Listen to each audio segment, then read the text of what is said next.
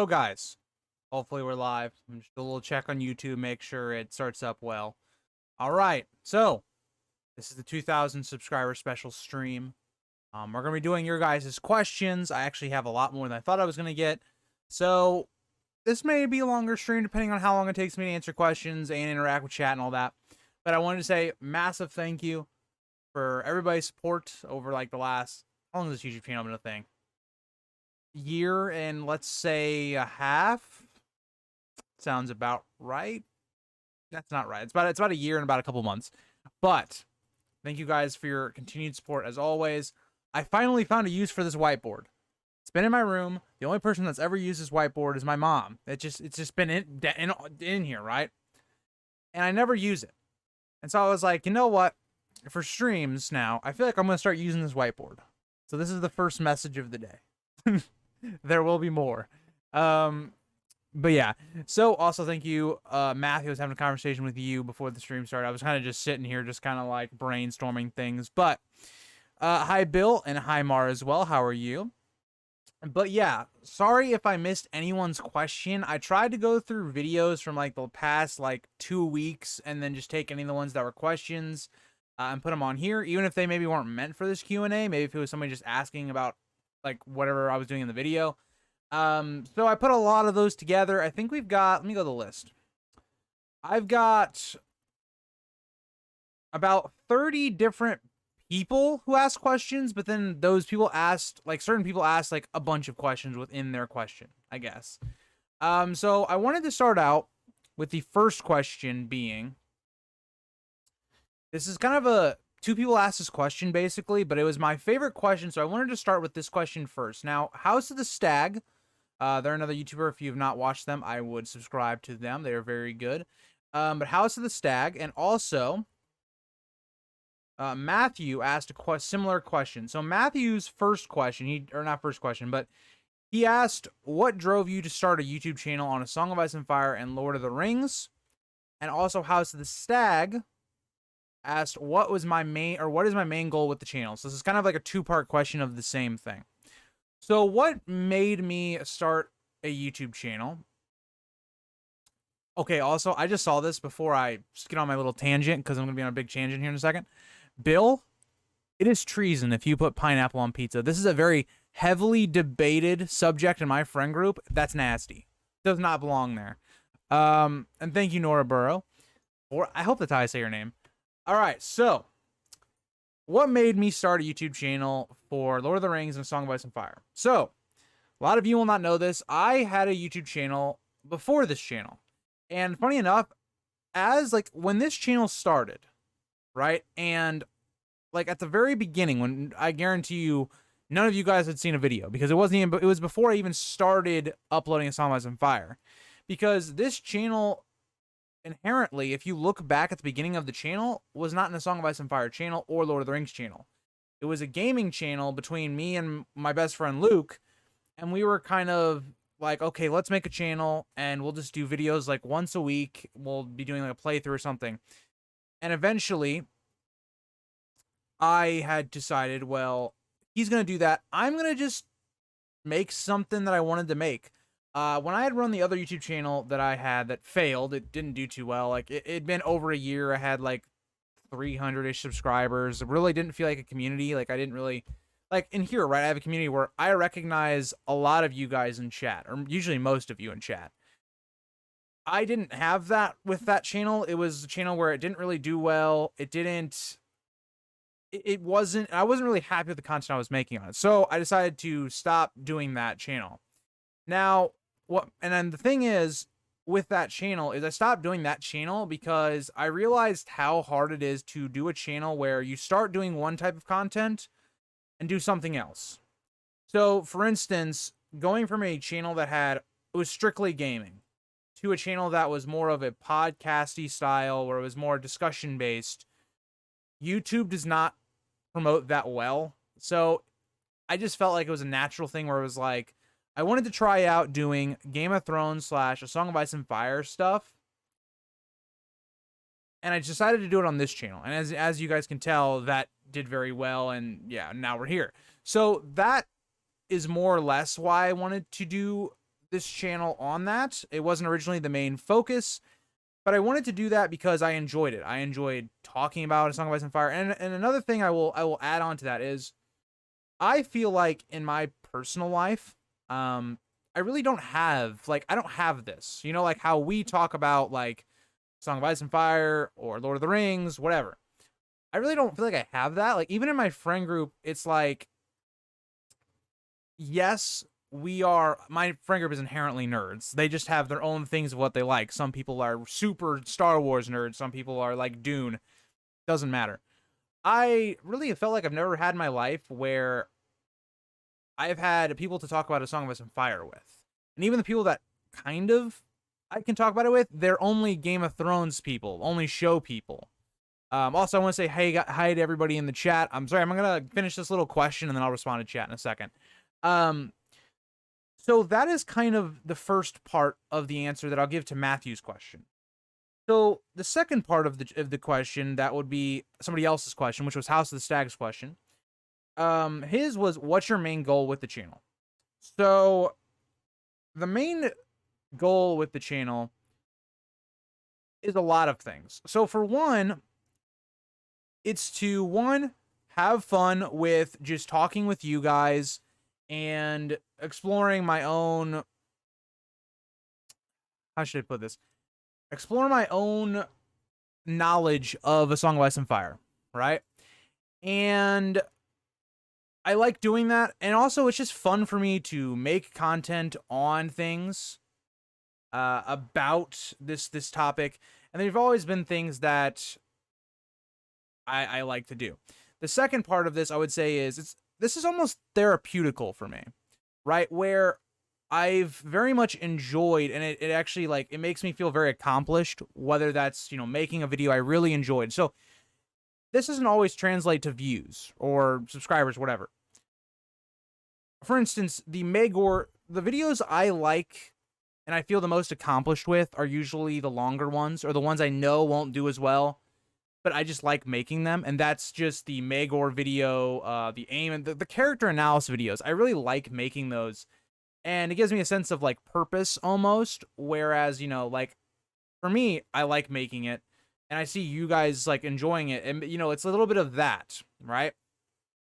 And I think the main goal is really just to build a community to where we have more people to discuss these things with. And I think that is the overarching goal, more or less. Because I know a lot of people maybe would, okay, people won't say blatantly to their audience. Some people would say money or this or that. It's like, if I wanted to just, the main goal is just money, my content would be very different. I would just make stuff that I know is always going to do really well, like viewer-wise, and it's just like, eh. But yeah, so that is, I think, how I want to answer that question. I think I could go a long time with that question, but that is kind of the overarching idea. Thank you, Ether Childress, for your super chat. Have you read George R. R. Martin's other books like Fever Dream? I have not read anything else George R. R. Martin outside of his A Song of Ice and Fireworks. I should probably get into that.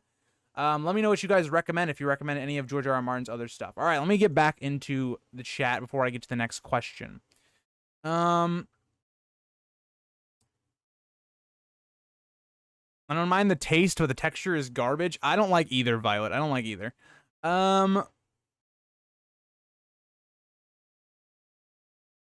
Manveer asks, is there anything about the Song of Ice and Fire books that you didn't like, certain plot, certain characters, or maybe anything that could have been done better?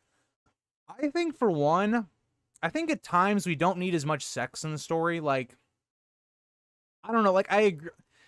It's a weird topic, because it's something I'm going to get into later on. Somebody asked me, I don't remember who it was, I have their name when I get to the question, about things that make me cringe, and I feel at times like George goes too far with sex at times.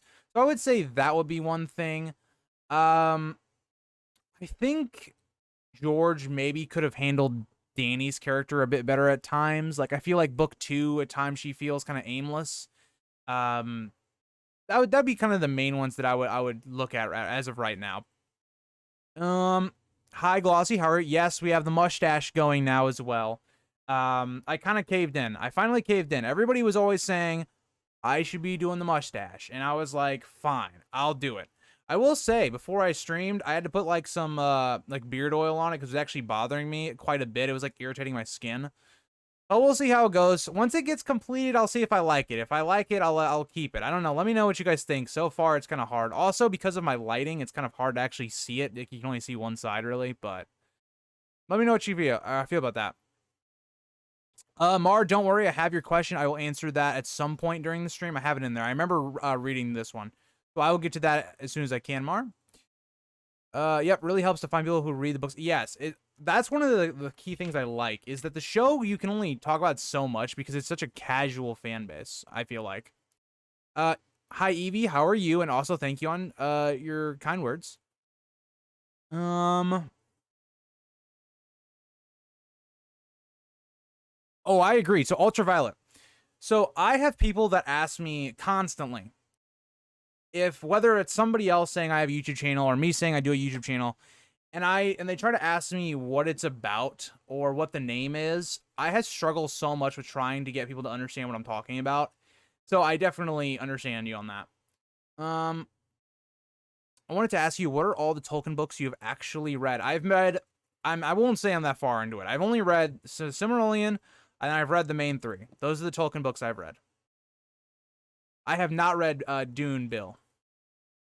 I mean, I like Dune, but I wouldn't say I'm like overly into. I don't think. So for me, how I would explain it is, I'm fairly entertained by the Dune movie, and I kind of like the premise, but it's not enough for me to want to read the book. It'd be somebody like if they came into Game of Thrones and they were like, I'm semi-entertained, but not enough to read all these books. That's kind of how I am about Dune. Fever Dream is great. Okay, I may have to get into it. How much money for you to shave it? Ether, I will not shave it as of right now. I will not shave it as of right now. It wouldn't matter how much money. I wouldn't at this moment.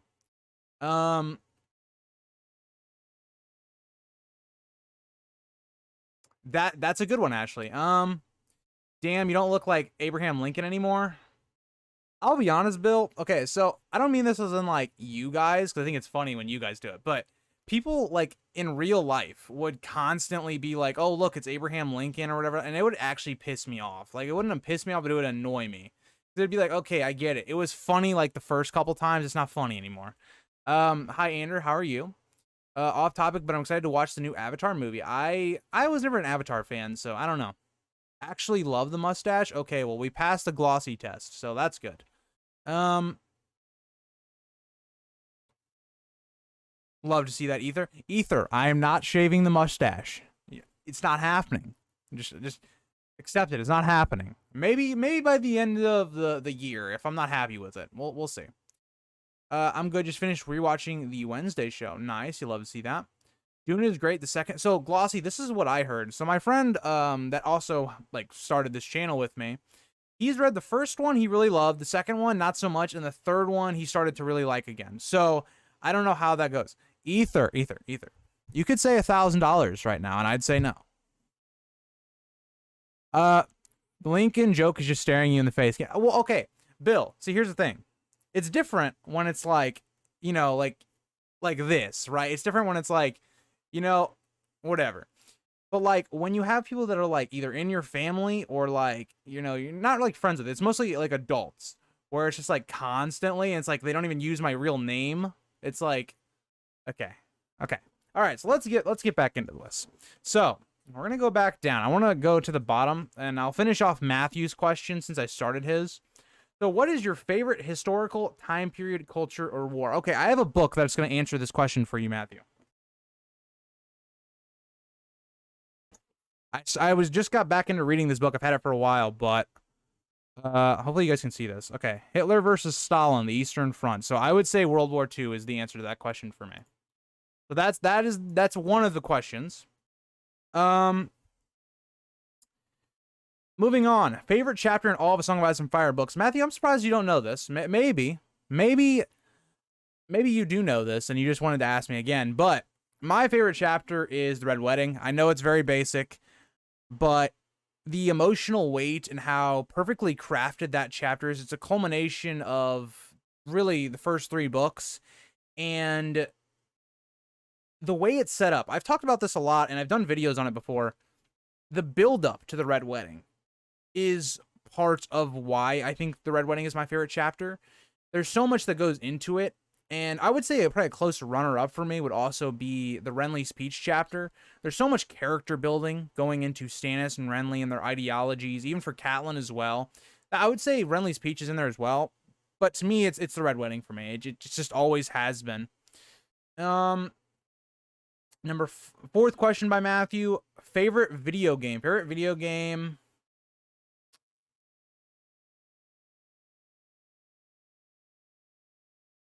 I would say that's a tough question.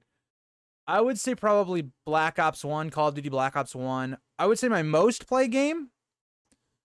My most played game is Smite. It's a MOBA for any of you that know, what that is, but it's not Smite is not my favorite game, but it's the one I play the most often. It's the one me and my friends would play like the most. I played it a ton through high school to an unhealthy level, but yeah. That would be my favorite video game. And then last question, Barristan Selmy versus Arthur Dayne. I think Arthur Dayne wins. I think his sword gives him an edge over Barristan. But if they both had like regular swords, I'd probably actually go to Barristan. Yeah. All right. I'm going to go back up down to the top of my list now, and we'll go back chronologically from when I wrote them down. I have a Google Doc I'm basically looking at, so yeah.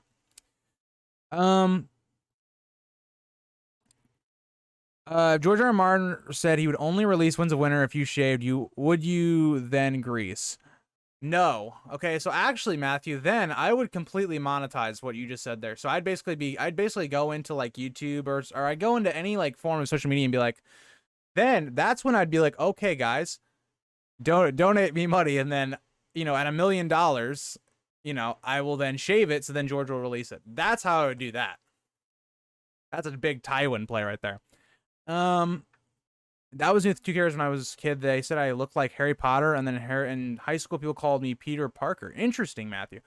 I don't think I ever got like Harry Potter. I can vaguely remember maybe like once or twice. Just because when I was younger, like when I first had glasses, I kind of looked like him, but not really. I can't really think of anybody else I was ever like referred to, but that definitely can be annoying. That's a good chat. Yeah, we love our Red Wedding chapter. Well, love and hate. Sims 4 best game. Okay, I know the Sims are very popular. I never really got into them. Would you ever consider doing a theory video on Morbius? Probably not, but I'll consider it. Dragon Age Origin is started. Dragon Age Origin is another good one. That'd be my top 10, I think. Modded Skyrim, that's a good one. Again, I've actually only played a little bit of Skyrim, but I've heard it is a great game. That's a good chapter, Bill. I agree. That's a pretty good chapter. Yeah, that's kind of how I feel, Ashley, about that matchup. Really, Bill? Really? Interesting. All right. I actually have a friend who has, like, really long hair. He will consider it for $69. I will not. Glossy, don't know I will not. All right, so Tito Med EXD, I hope I said your name kind of right, asks, if George decided to do 3 written spin-offs with the format of A Song of Ice and Fire, which ones would you choose? So I'm not 100% sure if he's asking for 3 written spin-offs like within the Song of Ice and Fire universe or anything but just with the format of A Song of Ice and Fire. So I answered this within the A Song of Ice and Fire universe, but I'm not sure if that was supposed to be like drawn out. But I will say, I decided to do a Blackfire Rebellion one would be pretty good. Now, I know that the Duncan Egg Tales have kind of dabbled in that, but I'm talking about an actual story where we're having a bunch of POVs during the time period and doing it in a Song of Ice and Fire style during the main, like, story. I also did Aegon's Conquest through other people's eyes. I thought that would be a pretty cool one. And I know a lot of people are like, Aegon's Conquest. I really like Aegon's Conquest, so that'd be my one. And then I went with The First Long Night, because again, it's just such a mysterious point of time that we don't really know a lot about it. So I would be pretty cool with that as well. Let me know what you guys think on that. If I interpreted that question wrong, I could have interpreted that question wrong. I'm not sure though. We also got a question from Tywinette Lannister. And the question was, do you think any A Song of Ice and Fire spinoff would work best as a movie? So I kind of redid this question a little. And I took this as what A Song of Ice and Fire, like, point, right? Of the books or anything like that would be best as a movie. And this also kind of is a spinoff because they are having talks of doing Dunk and Egg. But I think Dunk and Egg would actually be pretty good as a movie. I don't know if I would cram all three of them into one movie. I'm not sure. That is correct. That is correct. I don't know if I pronounced it correctly, Glossy, but that is correct. I think Dunk and Egg would be pretty good in that format because it's just a story that you don't need all this other knowledge of actual Song of Ice and Fire, that you can kind of just go in, and I think that would work pretty well. I don't know what you guys think about that. I would rather get in a Song of Ice and Fire RPG game, Andrew. I just saw that. I know you're trying to help out, Glossy, but I wouldn't. The only perfect game in the world is Tetris. Is actually nothing. I personally I've never been a fan of Tetris, honestly. It is an awesome name, I will agree. All right, so Honky Kong, this is the first of a lot of his questions. I have a lot of his questions later on. But if you could transplant any one character from any fiction series to A Song of Ice and Fire, who, how, why, and what would the general result be? So this is a very interesting question. Now, I went with a very weird route to this because I think a lot of people would have taken this, oh yeah, just you're going to bring somebody in from Lord of the Rings, right? Or you're going to bring, this or that in, right? My literal answer to this was, I will take Smaug into A Song of Ice and Fire. I just want to see how Smaug would react to, the dragons in A Song of Ice and Fire world. How would that work? Would Smaug become the alpha of the dragons now? And, I'm interested to see how that would work. Now, what would the general result be? Kong, I really don't know. I'm going to go with that Smaug becomes the alpha. So let's say he comes in the main series. He becomes the alpha of Drogon, Viserion, and Rhaegal, and they basically leave Daenerys. And then Daenerys loses all of her power. So then Daenerys dies, probably. I don't know. She just doesn't become as powerful. And then Smaug just... Who's got a lot of gold? He goes to Casterly Rock. And then he just lives there. So then Casterly Rock becomes the land of the dragons. I don't know. Can you talk about I will get to it here. Mar, I will do yours right now. Hold on, let me find it. I want to read your exact comment. Hold on. Okay.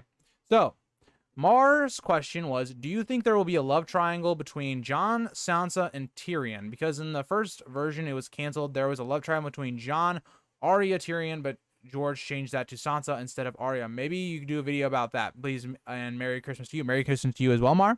So, I personally don't think there's going to be a love triangle between Jon and Sansa, or even Jon and Arya. I think the Jon and Arya one is really weird and really messed up. But I don't think Jon and Sansa being a thing, I don't see it happening. It's possible, but I don't know. What is moving in your background? What do you mean? Are you talking about, oh, that's my banner? It's because, hold on, you guys, I'll show you guys. I have a fan right there.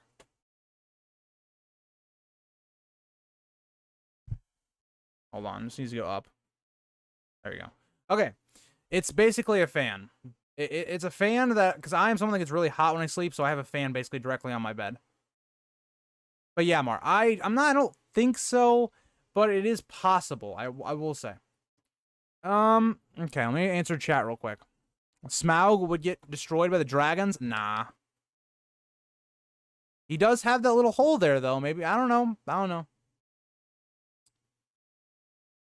Balerion isn't much smaller than Smaug. I actually think they might be the same size. But here's the thing we have to remember here, right?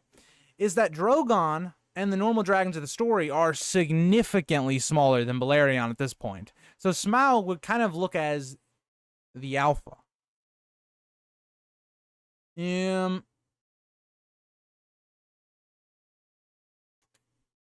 well, you see, Hugo. You see, I didn't want to get crazy with it, and I wanted to bring a well-known, like, fan-favorite dragon, Smaug, so it'd be cool.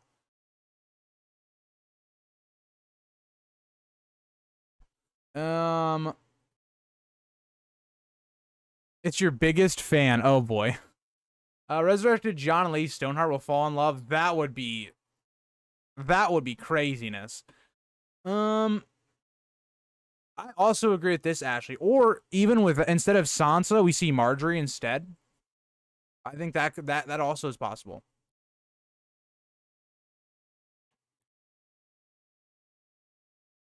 In the South, everyone sleeps with a fan, but for the noise. I also do sleep for it with the noise as well, Ultra, because I kind of like having a little bit of a white noise. Like, I'm also somebody that puts on my Spotify. I have like a 10-hour like storm.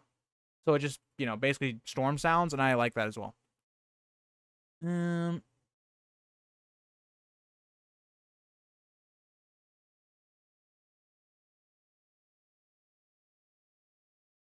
How is he going to be the alpha dragon? So I meant the alpha dragon as in the alpha dragon to the other dragons.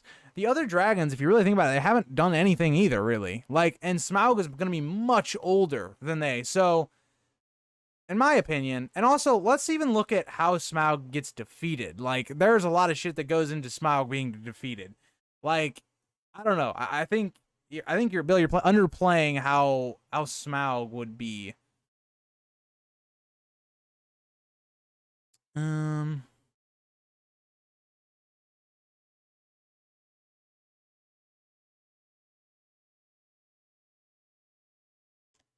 Mar, that is actually a good parallel you brought on with the song there, but do I think it symbolizes Daenerys and Jorah? I don't think so. Did I watch the World Cup, Glossy? I did not. I'm not a soccer or football fan, wherever you are, whatever you say it is, but I don't really. I like playing it when I was younger, but I don't really like to watch it. All right, so let's move on. Ramiro Men asks, or they say and then asks, congrats, Grease. What 3 characters with a POV would you remove, and which 3 non-POV ones would you add? This was a tough question for me. Because, and I think it's more on the 3 I would add. Because when you are adding a POV, you have to, like, look at, well, can I reveal them as a POV? Like, does that break the story at all? Now, the 3 I would remove would be Bran, just because Bran's boring, and half the time he doesn't do anything anyway. He doesn't really progress the story in any meaningful way anyway. So I just went with Bran. I also did not go for any characters that are like 1-chapter characters, because I felt like that was kind of, you know, that was a cop-out answer. So I went with Bran, Aaron Damphir.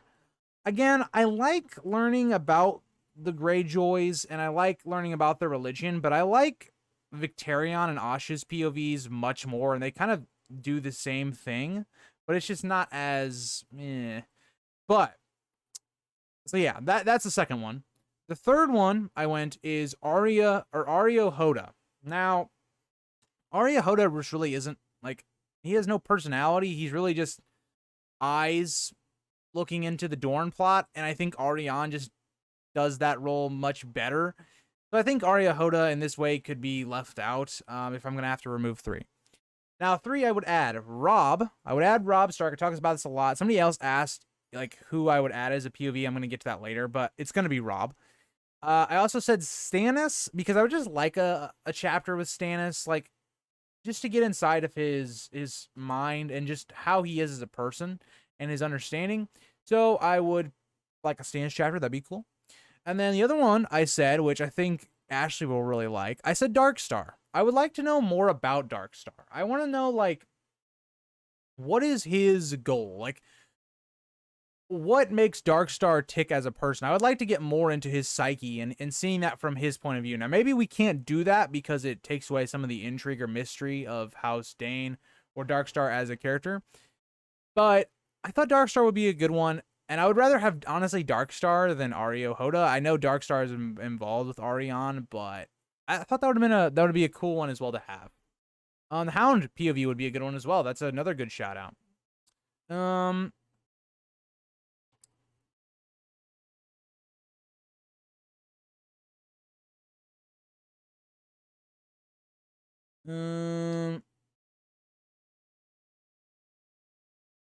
yeah, that's another good part, Ether. That's another good thing that George does to tie his story together pretty well.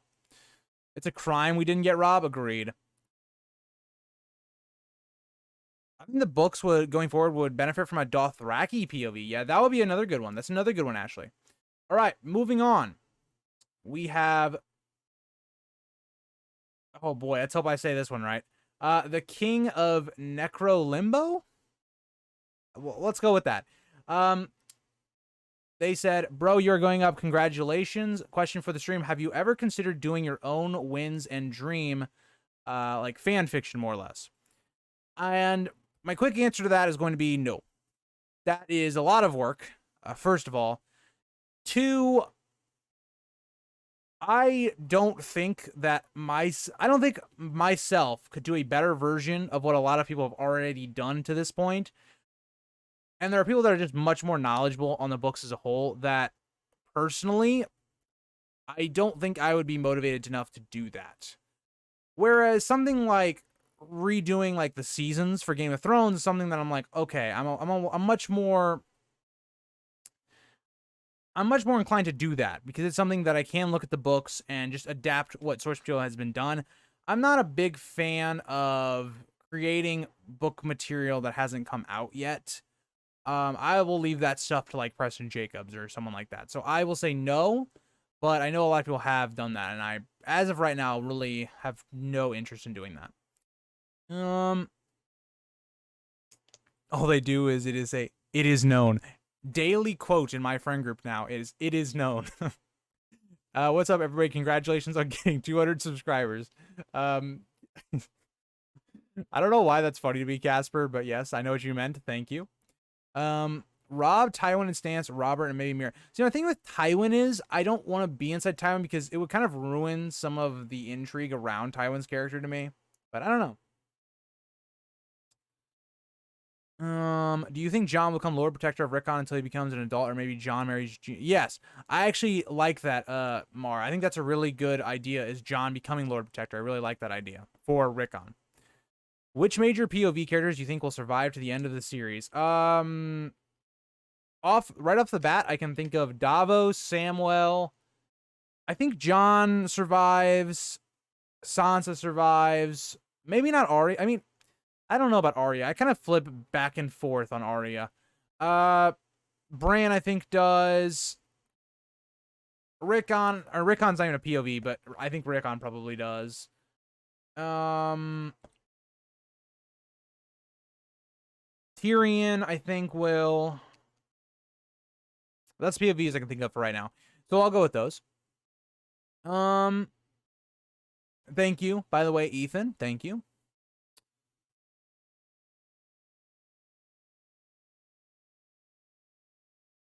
Should I read Feast for Crows and Dance Dragons compiled together as a mega book in my reread? I think you should. I think it makes the pacing of the books much more digestible. I would say go for it, Caleb. Jon already dead. Well, okay, I think he's coming back. How would you feel if Jon and Dany stay removed from the future of A Song of Ice and Fire, i.e., Jon stays dead and Dany stays a Josh Clean? Okay, so I will say for Jon, I actually wouldn't mind that for Jon. It would give a lot of impact to the decisions he made, and the legacy he left. It would make his death even more impactful, and I actually don't mind that. I do think it is a shame because it would leave a lot of plots kind of left there. Like, Jon's parentage becomes something that's irrelevant to the story for the most part. So I actually wouldn't mind Jon staying dead, but Dany staying at the Dosh Colleen would infuriate me. Because I would just be like, what was the point of having Dany as a character? Like, there'd be no point. Dany's whole character has been leading up to taking back the Seven Kingdoms and this or that, and her dragons getting more powerful, her gaining power. I would hate that. thank you, Ethan, for the donation and for the long time support that you've always given to the channel. I very much appreciate it, and thank you for the donation. If you have any questions, Ethan, let me know.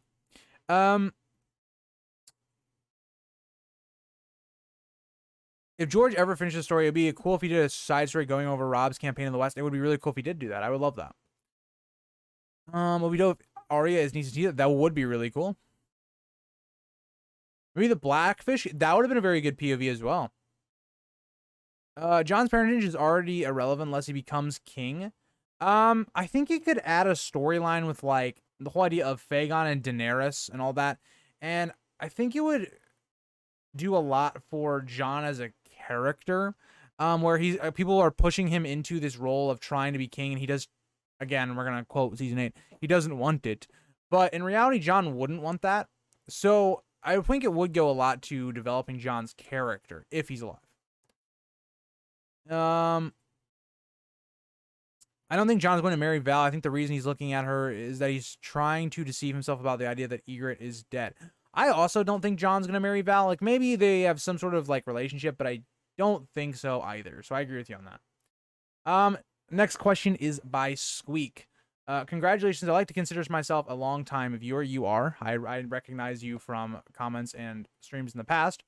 I won't be on the live stream because it'll be in the early hours of the morning. My question, what would happen if Gandalf turned up at the small council meeting in the Red Keep at any given time in the main timeline, GOT era rather than House of the Dragon? Who'd be there and what would he counsel?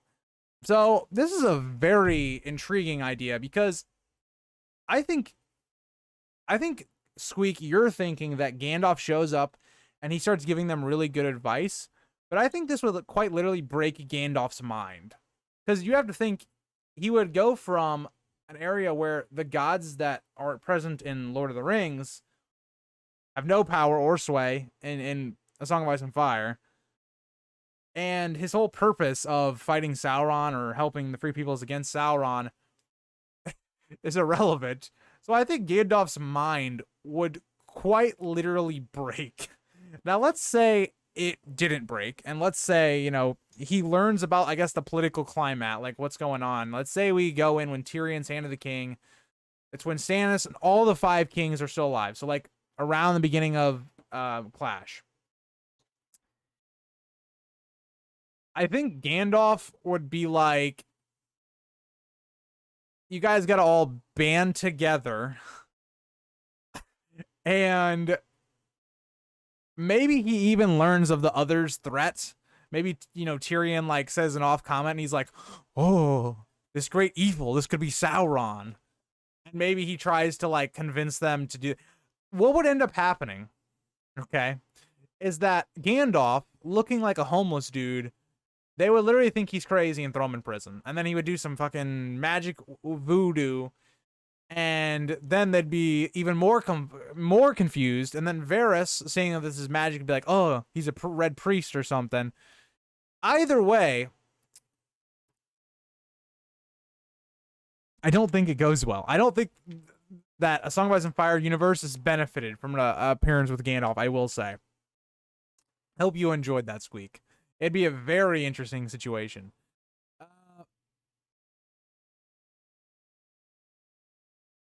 Let me go back here.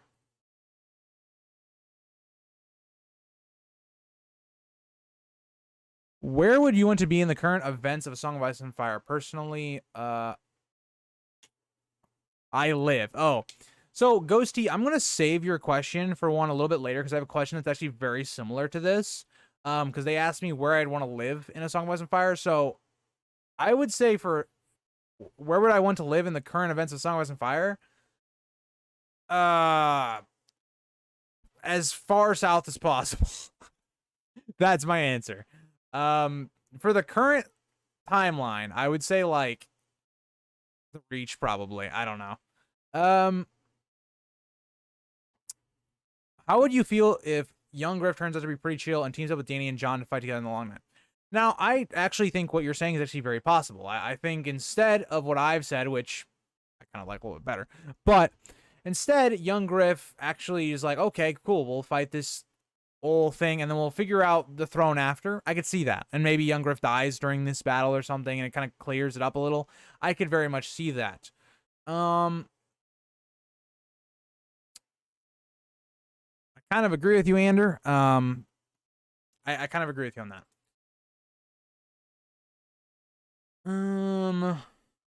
What do you really think happened at Summerhall? It seems like this is one of the most important things to happen.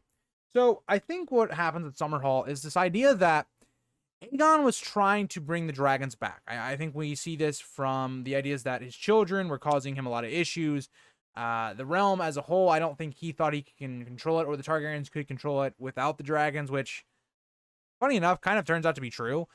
And I think what we see here is that I think the Maesters had a hand in making this go so wrong. Just based upon, if you think about what the Maesters have always preached against, and not wanting the dragons coming back, not wanting magic to come back, I think it was a mix of Aegon got a little too crazy with his idea to do it. Even if they came back, I think the Maesters killed them. If the dragons came back at all, like maybe they actually did hatch or something, I think the Maesters still killed them. But I think the idea here is that the Maesters did something to make sure that this failed and that some of the Targaryen family died. Do you think Stannis will marry Shireen to Jon after he kneels to him and calls him Jon Stark in order to ensure the safety of Shireen and secure? I think Shireen's going to be burned, so probably not. Well, I don't think it's pretty much been like established that she's going to be burned. So the land of always winter seems strongly inspired by the land of everlasting cold from it. That is true, Hugo. That is a good little tidbit to pick up on. Enough couldn't handle the politics. He used to barging into a king's hall and bossing them around. That's true. Also, yeah, Shireen's also a child. Yeah, if both are bloated at the same time, would that be the Song of Ice and Fire? That is an interesting thought, Goody. Maybe that is maybe.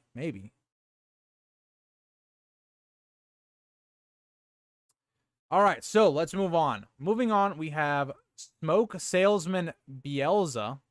Very interesting name, but I like it. They say 3,000 will come even quicker. BTW, what popular theory you believe is wrong, and which unpopular one you think is actually right? So I really struggled with the unpopular one of this question,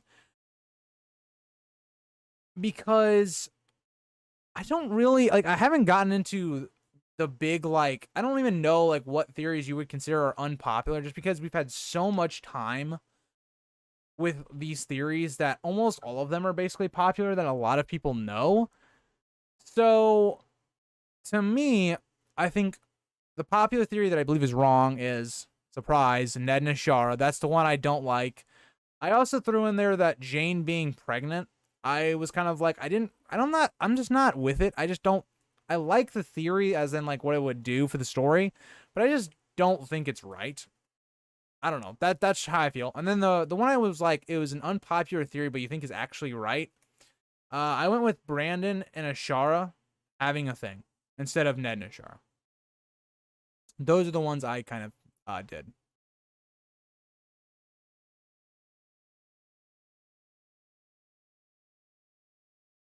All right, so that's true, Mar, but I just don't think it would happen. I don't think Jon, A, wants to marry, and 2, I don't think he would marry Shireen. It's very possible, Ghost T. Isn't Shireen sterile having grayscale? I think that is that correct, Matthew? I don't know if being grayscale makes you sterile. I don't know about that.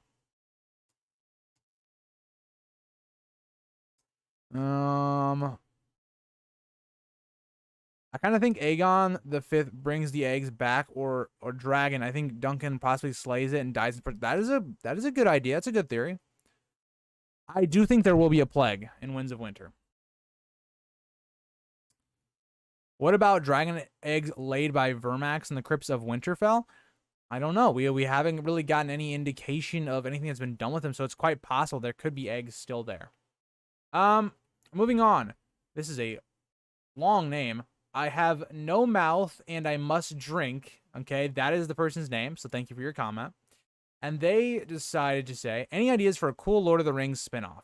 So, I have said a couple times here, the two things I am the most interested in and what I would love to see done in like a TV show or like a movie series style, one of them would be Ballin's adventure into Moria or his recapture of Moria. I think that'd be really awesome. You could even do it like as a horror themed Lord of the Rings show where you have all of Ballin's people getting taken out. And I just really love Moria. I love the setting of Moria. I love its lore, its history. I think that'd be a really cool idea for a Lord of the Rings spinoff. And the other one would be basically just the fall of Arnor. I know Arnor like falls over a lot of years and stuff, but I think just looking at the campaign of the Witch King would be really awesome. So that would be my answer for that. You think Marjorie Tyrell's destiny is death? Yes, Mar, I do.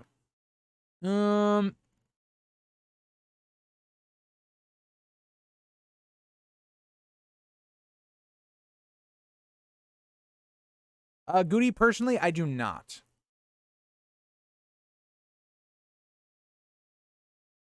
If there's a plague of winds, we'll call the book too political and of times. People will criticize it no matter what, though. I mean, it doesn't really matter.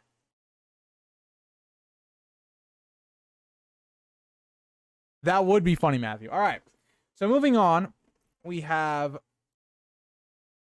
another question by Honky Kong. If you, with all your current knowledge, were king of Westeros with a guaranteed 20-year reign from 131 AC to 151 AC, basically replacing Aegon III after the dance, what 3 tangible achievements would you strive to accomplish during your rule? So, I thought, so first and foremost would be regrowing House Targaryen. House Targaryen at this point is decimated. There's very few people left in the Targaryen family. My main goal would be interior fixing the family. That's, you know, getting myself a wife, getting just basically reproducing, like making our house bigger so that we don't die off. That would be my major thing. Second one would be kind of taking control of the governance of the realm, taking out corrupt people like Peak at this time, and just kind of getting rid of people that were a lot of the reason why the dance started in the beginning. And just taking governance over the realm, not letting people gain power over me would be another thing I would be looking to do. So governing, I guess, my court of people would be the next part of that. And then my third thing would be generally trying to reestablish relationships with the people and the lords of both sides of the war to reunite the country. So I will very much parallel this to what Jaehaerys does after Maegor's reign.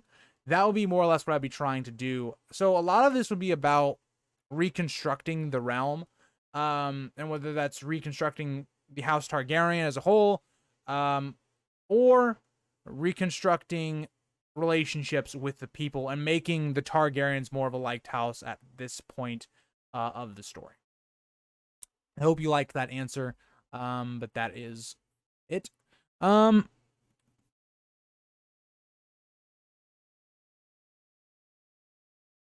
Do you think that Robert Arryn is in fact the son of Peter Baelish and the reasons are...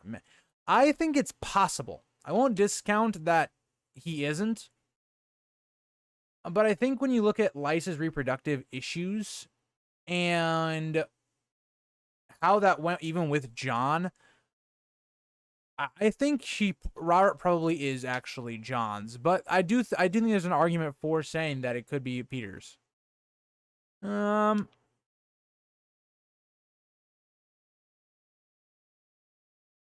Woozy, I think that's actually a really cool theory. I don't think it's going to happen, but I do think that would be really awesome. I actually really like that to happen. That'd be awesome for Jon. Or I guess it wouldn't be awesome for Jon, but it would be cool for us, the audience, to look at or to kind of see that happen. So which region of Westeros would you remove entirely from the story, and why? This question came from Cora Geo Perocanala. I hope I said that kind of right. Which region of Westeros? I already said the question. What am I talking about? All right, so I decided to do this big picture. I decided to do, out of the major 7 kingdoms, which one would I remove from the story? I went with Dorne, just based upon the fact that they are the least, like, impactful, I guess, for the most part of the story. Like, taking out all the other regions is kind of difficult because they're heavily involved with the War of the Five Kingdoms. Dorne is kind of the least involved. So I decided to do Dorne. Also, I don't like the heat. And I just don't like a lot of things about Dorne. So personally, I couldn't live in Dorne. Is basically what I'm trying to say.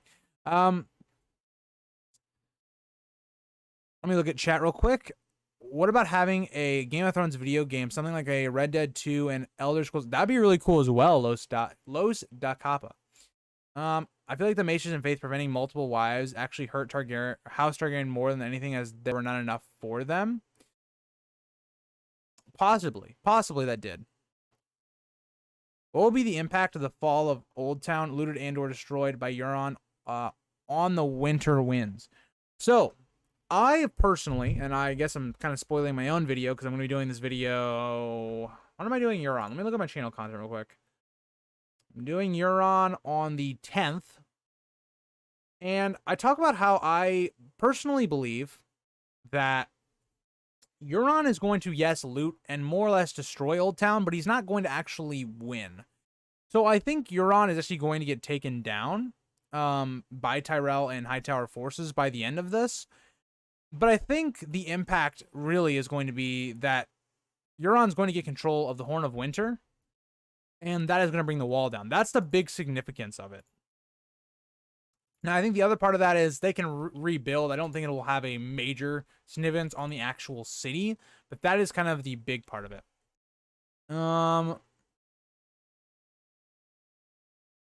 Picked Dorne, racist. I'm not racist, okay? I'm just a little bitch when it comes to spicy food and the heat, okay?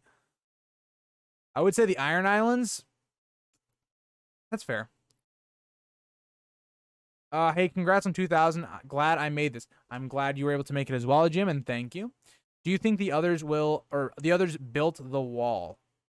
Personally, I do not. What's your thoughts on that, Caleb? What's your thoughts on that? The Gandalf slander will continue. All right, Bill. All right. Benito Camela Verga, hope that's how you say your name, said, when will season 2 of House of the Dragon end in your opinion, and how long into the reign of Aegon III do you think it will go? I think a decent portion, and this is my response, because I had it written down. I started going into my own thing. So I think, I'm going to answer the second part of this question first. I think a decent portion of the last few episodes will actually be about Aegon III's reign. So now, again, a lot of spoilers for House of the Dragon. So again, if you don't want that spoiled, because I'm going to go into some spoilers here in a second, mute the stream for like a minute. I don't know, do what you got to do. But I think it will basically be about Aegon's marriage and how the two sides kind of collide. I don't think they're going to get into Aegon III's like actual reign too much, like the actual political corruptness of the early stages of his reign. I think it'll kind of end on where the two sides have kind of reconvened, and that's the ending more or less. Now for the ending of season 2, I've really struggled with this because there's a lot of different endpoints you could pick for the end of season 2. And it really is going to depend on how much they add or not add into season 2. So I thought it made a lot of sense for me that they could end it with Aegon, where he gets injured. And it looks like he might die, and Aemon basically takes the throne more or less, and also Rhaenys dying. I think that could be a good place for them to end season 2. I also thought ending season 2 with maybe Rhaenyra taking King's Landing could be something they could do in season 2. I thought they might save that for season 3 though, but I'm not sure. Maybe they don't. Maybe they have that at season 2. But that is my answer to that question.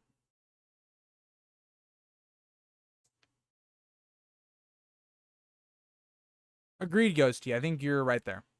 I love it. I love Arizona. I'm sure you'd love it here. Okay, maybe I would, Bill, and I will say one of my favorite teams, like NFL-wise, is in Arizona, the Arizona Cardinals. I have a Larry Fitzgerald, like, mini big head over on that wall, like, to the left of the Stark banner that you guys can see. So I like the football team. I don't know if I'd like living there, though. Nah, I'm kidding. I'm not a fan of Dorne. Fair enough, Ander. Do you think it's going to end with a fight or with negotiation? I think it's going to be negotiations. I do think we will see some battles and some fights, but I think eventually it will be a negotiation. Where is Dark Sister? So I think Dark Sister possibly could be with Bloodraven in the cave. I think it's possible it could be in there. This is possible, Caleb. I could see that for why they built the wall.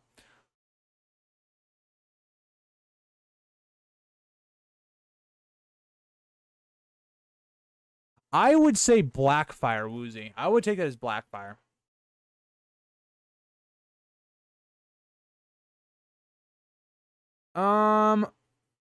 If he wants to get into Old Town, what do you think his strategy to beat them will be? So, Goody, I personally think it'd be really cool if we actually did see this blood, like, sacrifice, such ritual actually work. And that, like, buys him enough time to more or less break into Old Town. And it's one of those things where it's like, think about it as if we did a war in, like, World War II times, where you bust through, like, their positioning, but you yourself get cut off from your supply lines and you get encircled and killed. That's more or less what I think is going to happen. I think Euron's going to do one big push at a strategic area, but it's not going to basically work because he's going to get outnumbered and flanked anyway. So that is kind of how I think his strategy is going to be. I don't know exactly, though. I'm very, like, hit or miss on Euron, where, like, at one point, I'm like, maybe he lives and he is a major villain for Dream, but I think he's going to die. Like, I think the whole idea here is that Euron is putting his, like, army together, using everything he's got, pushing through, and basically, like Anders says, sacrificing it. Oh, I was being sarcastic. Yeah, I kind of figured, Bill, but yeah. Seeing House Hightower and House of Dragon makes me wish we at least saw them in GOT. Well, I will have a question later on talking about their relevance, but we'll see. We'll see. All right. Moving on, we have a question from sadclown.com. Very interesting name. What's your opinion on the 5-year gap? So I've talked about this a lot. I think the 5-year gap is an interesting concept that makes sense for some characters. It doesn't make any sense for other characters. You'd have to do a lot of, like, world building to make it make sense. Like, for instance, if we look at all of our younger characters, it makes a lot of sense. Like Arya, it makes sense. Sansa, it makes sense. A lot of these other characters, it kind of makes sense. But then other characters, like Tyrion, it doesn't really make much sense because you'd have 5 years after, like, he leaves King's Landing, I guess. I don't know. I personally feel like it positively affects younger characters and negatively impacts older characters. So I'm, like, pretty neutral on it. I feel like personally the way he did it is better than the 5-year gap.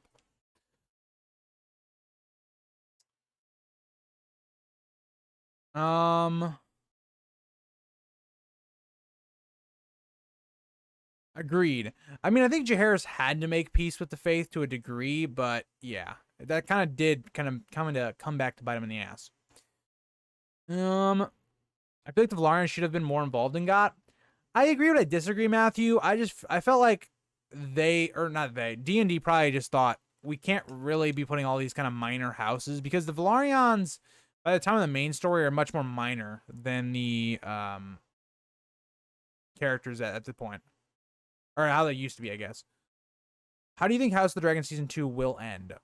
Joey, I just answered this question, but more or less, I think it'll be with, like, when Rhaenys dies, more or less. That battle. Could also be, like, them taking King's Landing. Or Rhaenyra taking King's Landing as well. Yeah, if Jon stays dead, it would be a rip to a lot of theories. I personally don't think she will ever appear in the books again. Personally, Jim, but I don't know. I don't know the most about the ghost of High Heart, but I would say she doesn't. I agree. Young Griff to me will always be the biggest miss of the entire show. All right, so moving on, we have Ultraviolet's question. Who is your favorite character in the Lord of the Rings universe, Lord of the Rings, Hobbit, Silmarillion, etc., and why? My literal response to this, Ultra, was all of the villains. They are badass. So my favorite characters are, like, the Witch King, the Nazgul, the Balrog, those are my favorite characters. Like, I'm just being honest. Those are my favorite characters. I think just the whole entire premise of the Witch King, I'd say the Witch King's probably my favorite. And how he goes about Arnor and its destruction. It's pretty badass. I love the way the Nazgul are depicted in the book and the movies. So that would be my answer to that. I know that's a very probably controversial, but yeah, that's my answer. Did you hate the Hobbit books? No, I did not personally.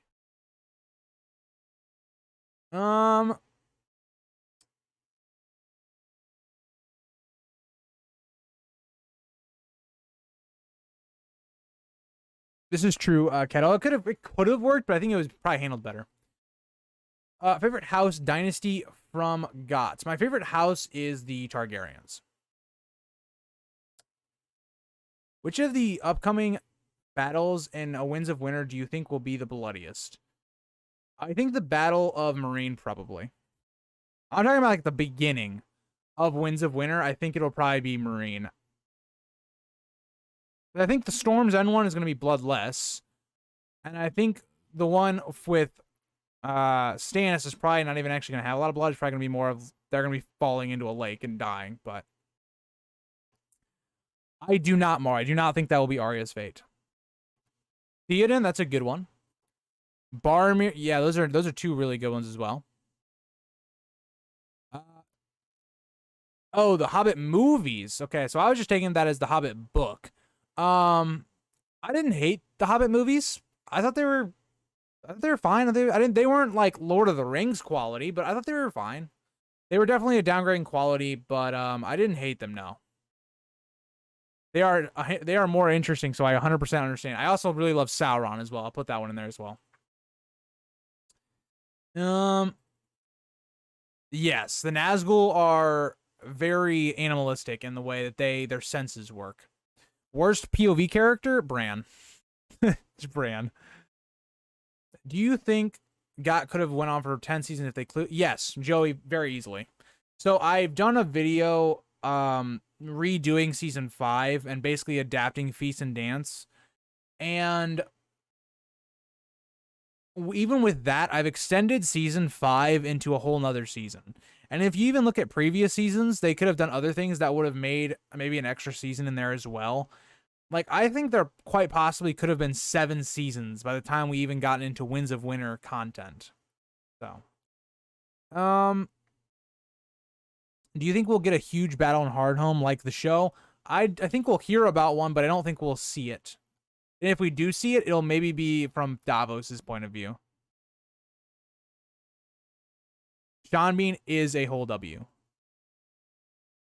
How far into Westeros will the others invade? I think they'll make it to that's where I think they'll make it as well, Woozy. I think they make it to the Riverlands at the farthest anyway. That's a good one, Ultraviolet. Good night all. My birthday is okay. Happy early birthday to you, Mar. I hope you have a great birthday. All right, so let's continue on. This is going to be a quick one. But Dark Souls 2 is Supreme says, congratulations, Eric, I love your casual way of commenting. Not all YouTubers got to be talking like they are defending their thesis, haha. And then, I don't know why I said haha, that was weird. But, we're continuing on. That was weird. I don't know why I did that. The question for the stream, have you played Elden Ring? If so, have you noticed any references to a song? I have not played Elden Ring. I've gotten a lot of recommendations to play it. I have not played it yet. Maybe we'll play it on stream one day. But yeah, I have not played it. Thank you for all the kind words. Sorry I didn't have a better answer for you because I haven't played it. But yeah. Morgoth or Sauron? If you're asking which one I like better, I would say Sauron, but what do you think Daenerys' fate will be in the books? I think she's going to die. Now, how she dies is another question. I think she could die where she's killed by Jon. I think that's likely. I think she could die fighting the others. I think that's likely as well. Do I see her dying in a way that she did in the show? where she goes Mad Queen route? Yes. I think she's destined to die. I'm just not sure how we get there, Joey. Your name is Eric. Didn't know that. Now I don't have to call you Grease in my posts. Fair enough. My name is Eric. For anybody that wants to call me Eric, you can call me that, or you can call me Grease or Goblin. Don't care. You can call me Abraham Lincoln if you would like to as well. Don't overuse that one though. But yeah. But yeah. All right, moving on. This is another hard one that's kind of difficult to pronounce. Rumman? We're gonna go with that. Their question was, what moments in the book made you cringe? Be honest. Also, Laris doesn't count. So I already talked about this a little bit. I think a lot of the sex stuff in A Song of Ice and Fire at times just made me kind of cringe a little. Like Dany's first encounter with Drogo, I always thought was like, I was just like, okay, kind of cringy, a little uncomfortable. And then some of her just like constant thoughts about Dario and dance. Ultraviolet, which part am I gonna regret? I could also see that Ashley. I'm worried for George's safety if he doesn't give Dany the heroic ending her fans want. I feel like it's much more of, if he's gonna go that route, will he develop it properly? I think that's how I think it will be, better or worse. Yes, my secondary account asks, have you played the Telltale A Game of Thrones games? I have not. I have watched them, but I have not actually played them. So, yeah. Again, I'm not a big fan of the Telltale games for the most part. They're all really the same. Like, they don't really have, like, actual decisions that cause anything different. So my thing would be, I have not, and I'm really just not a fan of those. Ride Gardner asks a couple questions. He asks, what role do you think the High Towers will play in the upcoming book? I think their major role is going to be taking down Euron with the help of the Tyrells and the Red Wines. Outside of that, I don't think they're going to have a major influence for now. I think maybe we could have an unraveling that they were involved in taking down the Targaryens. Maybe that's possible. I think that's really big. I don't know. That could have big repercussions. I don't know. Aside from the others, who is the biggest threat to Westeros? I would say the biggest threat to Westeros is two people. So one, I would say, is Daenerys, because she does control a large army, very big and dangerous creatures in the dragons. If she goes nuts, like, that she did in the show, that is a very big threat to Westeros, because how do you take that down? As of right now, she's not like that yet, but if she was, that would mean she's a major threat. And then also Euron. Euron is he's a wild card. We don't know what's up his sleeve. We haven't had a POV of him, so we don't know what's going on in his head. We don't know if he can summon Krakens. Those would be my two biggest threats to Westeros, just because of the supernatural that they can cause outside of the others. What I'm talking about, Abraham. Oh, okay, Ultra, all right. I can't wait to see how gruesome and fearsome the Ironborn will be under the Red Kraken's rule during the... That is going to be really awesome to see as well. I agree. I also agree with you, Goody, that the point of the whole Marine story is to establish that... I don't know if I would say the Mad Queen story, but I would say that Daenerys is growing as a person. She's becoming more distrustful. And I will say that that is kind of how I saw that story kind of going. I just don't know if George is going to want to go that route after what the show did. I agree with you, Bill, on the sex stuff as well. What do you think about the rumors of Dany's... I really hope... Okay. I'm going to be honest with you guys. Anytime you guys bring up anything about the Jon Snow show, I just don't care. Like, it's going to be one of those things where it's like... the Jon Snow show has to prove to me why I should get invested in it before I'm going to get invested in it. Like, when it comes out, I will do, we'll do discussions, we'll do stuff on the actual show. But it's not like House of the Dragon, where House of the Dragon I am invested in from the beginning. I really want to see where they go with the show. I have links to why I really like the show. The Jon Snow show, I'm going to do it because it's associated with Game of Thrones, what this channel's about. We're going to talk about it just to see where it goes. But I'm nowhere near as invested or to the level where I care. But I will say I hope that doesn't happen because it just seems stupid to me. Which plots from the show do you wish they included on the show? First one, the Lady Stoneheart stuff. It goes a long route to establishing certain characters. Brienne is a character that notably gets hurt because there's almost nothing for her to do in the show in season 5. So I would say that one is a big one. I would say Young Griff's storyline. I think that's a really, really big one. But I think those are the two main ones for me. Agreed, Matthew. Agreed.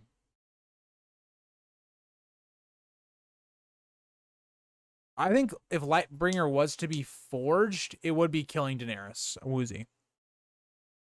I do like Kit Harington's investment. I like that he's trying to do that, writer. And I like that Kit Harington's putting that into his role. But the problem with me is that I will never see Jon Snow character in the show, played by Kit Harington, more than just the I don't want it guy. Like, I just don't understand why you would make anything off of the back of season 8, because it's going to be directly involved in it. House of the Dragon's different, as then it's not involved with, it doesn't follow Game of Thrones. It's before. It has nothing to really do with that. So that I just feel like Jon Snow to this point, like, why touch his character at this point? I think it was fine to just leave it alone.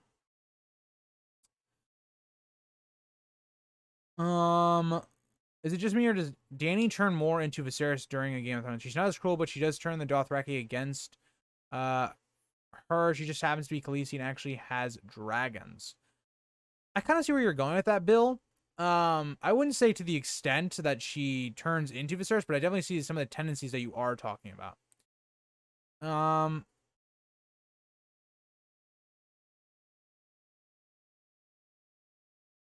I have no idea. Like when you guys are saying like stuff about Jon Snow show, I don't know. I've not looked into the plot of this show. I have not looked into who's being cast for. I don't know anything about it. Like when I go into this Jon Snow show with you guys, I'm gonna be completely blind as to what's gonna be going on.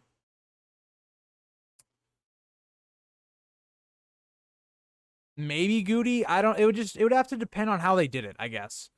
And I agree with you, Ashley, on that. I agree.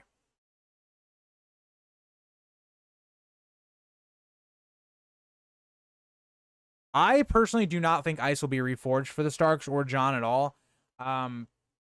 Personally, I think I've talked about this in my rereading, that Ice just was very, like, it didn't really make any sense as a sword. Like, because it was just too big to be used in battle outside of, like, something really huge like the Mountain. So I think it just made more sense to, like, break it down, but I don't know. Maybe they go back. I know it was more like a ritual type sword, but eh. All right, getting back to the questions from Ryder. Aside, or I already did that one. Who do you think is the most skilled warrior in the story currently? Interesting question, because we do have Barristan, but he's older. Jaime doesn't have a hand. This is a tough question. Best warrior at this point. So this could also factor in if you think Arthur Dayne's still alive as Mance Rayder or whoever. I don't think so. I think Arthur Dayne is dead. I think for me, it's probably the Hound or Brienne. I'm going to go the Hound. I think Barristan's still very good, but he is much older. I don't know. It's like, it's between either the Hound, Brienne, or Barristan for me. Ashley thinks Arya Hoda. I don't know. Maybe. You could also put the Mountain in there. That's a tough one. I don't think there is one singular best warrior at this point, because I think there's a lot of them that are on kind of like the same tier for me. Any thoughts on the Northern Succession? Personally, I think that Jon is going to be named the heir in Robb's will, but that what you did say would be messy would be Rickon. I think what Jon is going to say is he doesn't really want to be this person. Jon will basically become Lord Protector, and I think until Rickon comes of age is how I think it's going to go. Congrats on 2,000 subs. Thank you, Dogman. Thank you for the kind words. Maybe Lynn Corbray. That's another good one. Lynn Corbray could be in there as well. I don't know. There's a lot of interesting ones. I don't think there's a clear one for me, though. Next question is direwolf or dragon? That's a tough one. I would say dragon for me. I think direwolves are cool, but I can't turn down a dragon. That would be awesome to have a dragon, I guess. Well, no, it wouldn't, because then the government would put a bunch of restrictions on it, and then I'd have to give them my drag. You know what? I'll say direwolf because I could pass it off as maybe it's a husky, even though it'd be much bigger. Yeah, we're gonna go. Okay, if I was living in their world, the Song of Ice and Fire world, dragon. If I'm living in the world right now and I get one of these two things, I'm picking a direwolf. Dragon could accidentally burn down my house. So now that I'm thinking about it realistically and rationally, I'm going to go with direwolf. Also, good night, Ultraviolet. Thank you for your question and for joining the stream. And also, sushi. Why? Sushi is not good. I know a lot of people like sushi, but it's not it. It's not it. All right. Who is a character that didn't get a POV chapter that you wish you would have? So again, I will always say this question is Rob. I wish we would have gotten a Rob POV chapter. But yeah. All right, we finally have gotten to Ashley's questions. I know she's been waiting the whole stream for this moment. Who wrote the pink letter? There's been a lot of candidates. I've done videos on this multiple times. I think the person that wrote the pink letter was just Ramsay. I know a lot of other people have speculated different people, but I think it is just Ramsay trying to antagonize more or less. Now, where does Aurane Waters' loyalty truly lie? I don't think his loyalties really lie with anyone. I think Aurane Waters is a man that is seizing his own opportunities and is seeing where the power is going. I think Aurane Waters could be someone that could link up with young Griff. We know young Griff is still kind of in need of like a good a good like navy outside of just the Golden Company having ships. I think it'd be interesting if we saw Aurane Waters not only flip sides, but flipping to the side against Cersei, and that probably could be involved in killing Cersei. So I think Aurane Waters is the answer to that question. Or, yeah, Aurane Waters, his loyalty lies to Aurane Waters. Favorite Greyjoy? I think my favorite Greyjoy is Asha. I like where her story is going, and I like her development as a character. Do you trust Skahaz? No. Anyone in Marine, I do not trust outside of Barristan. Everybody else, kind of sus. Missandei could be a faceless man. Okay, we're not going down that route, but, you know. I basically only trust Barristan, and I think Skahaz is kind of untrustworthy, so I will say I do not. Imagine if the Lannisters actually get a lion as a pet. That'd be cool. I hope we get more out of Jane, either her getting killed by Stoneheart or finding out that she did end up pregnant with Rob's child. I think we're going to get more of Jane. I just don't think we're going to get a lot more of her. I actually recorded a video about Jane today, so, you know, I'm interested about that. I don't want it. Exactly. To be fair, Andrew, I don't trust anybody in Westeros either. But yeah, I know. All right, so moving on, we have... By the way, thank you for the questions, Ashley. The Interesting Nerd Club asks, gotta be, what is Jon Snow's real name? Now, I think Jon Snow's real name is Jaehaerys Targaryen.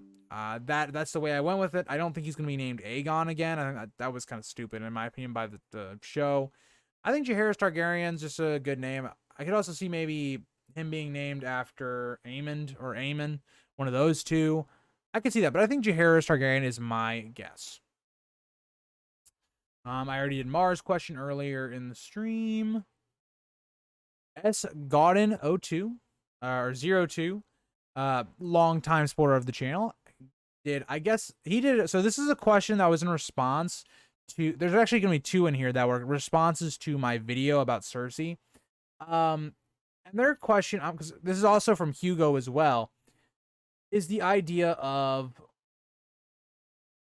could Cersei survive? And I do think it's very possible Cersei could survive when King's Landing falls and she goes back to Casterly Rock. And I do think that does make a lot of sense when you look at just Tyrion interacting with her.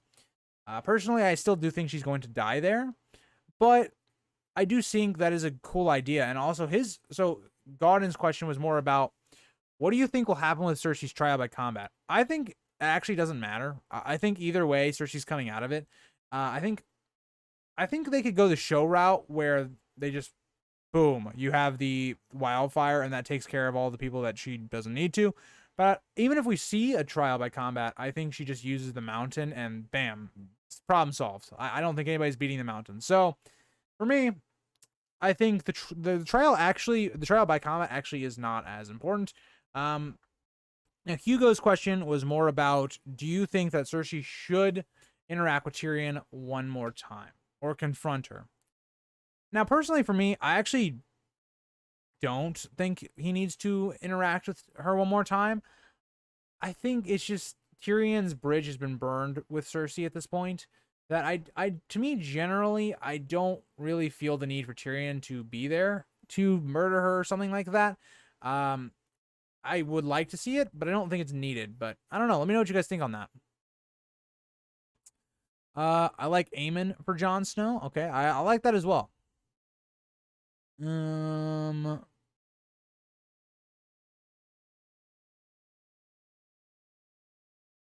Agreed, by the way, on Bill, your comment about Rob and Catelyn playing for the war.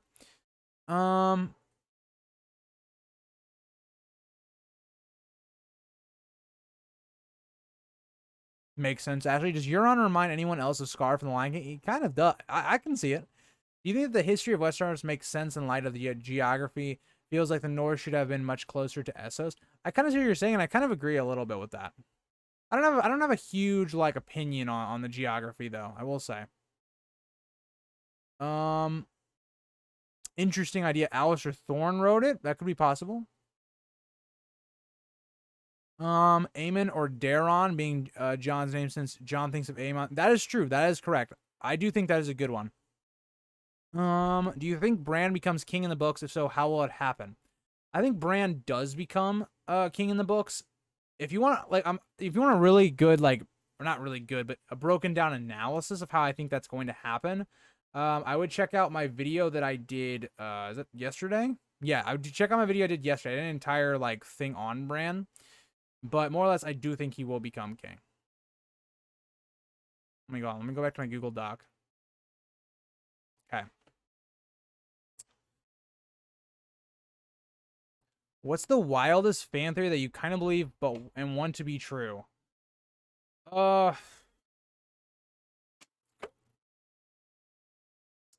the wildest one? Time traveling Bran. It's a pretty wild theory in my opinion, but I think that would actually be pretty cool. I'll go with that one.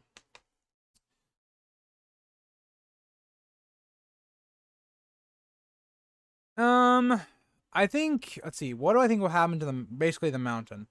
I really don't know. That's an interesting question. I think the mountain and the hound should have a confrontation before they are done. I don't mind the way he went out with the hound killing him in the show. I could see that as well. I'm not sure on that one actually. I think Jon's real name will be Jaehaerys. Okay. I did not know that, Matthew. Is it a hot take to not like Sam Tarly? He just feels like Walmart Sam Gamgee. Hey, you take that back. Fat Sam is a great man. You take that back. Sam is great. Do you think it would be the three-eyed crow that's the real king in Bran's body? I think yes. A part of that, yes.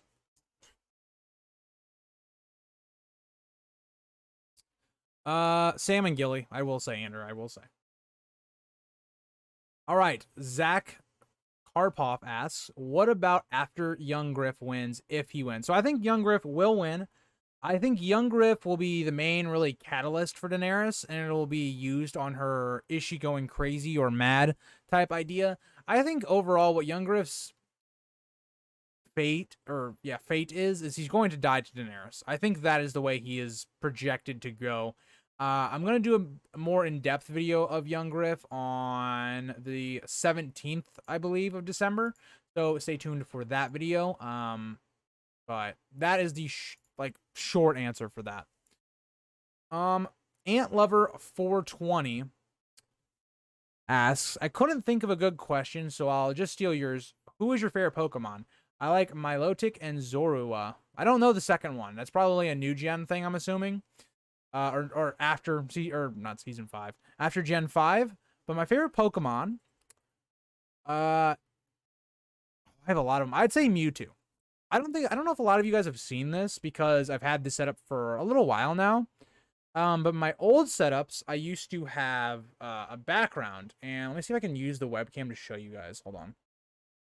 I have a Mewtwo and Mew poster. I would say Mewtwo is probably my favorite. Probably up there with Charizard. I have a Charizard poster as well. Up there with like Charizard, Venusaur, like Chimchar, Blaziken. Not Blaziken. Infernape, Rayquaza. Those are some good ones. I don't know. For all you Pokemon lovers, let me know what your what are your favorite Pokemon? Which name is better, Samwise or Samwell? I like Samwise.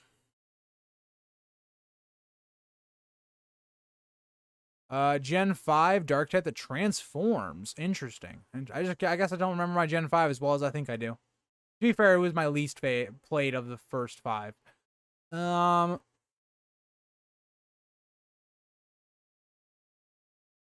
don't think Sam Tarly will become the Warden of the South. No, I think he's gonna be a Maester, and I don't think that's gonna happen. Do you think the Tyros will survive? Yes, I do think the Tyros will survive.